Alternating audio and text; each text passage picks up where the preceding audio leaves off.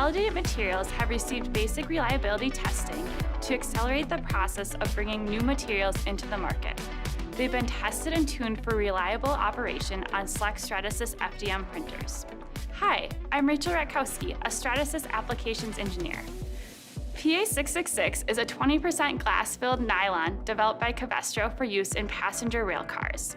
The material provides superior strength and stiffness while complying with fire, smoke, and toxicity regulations such as EN 455452, NFPA 130, and SMP 800C. The glass fill provides superior thermal performance at elevated temperatures.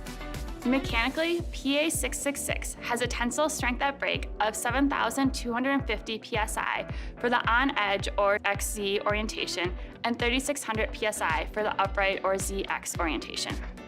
This material is a good fit for replacement and obsolete parts on passenger and commercial rail car applications.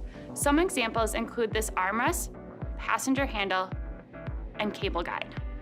The material can be post-processed and painted, but also has a beautiful appearance directly out of the printer.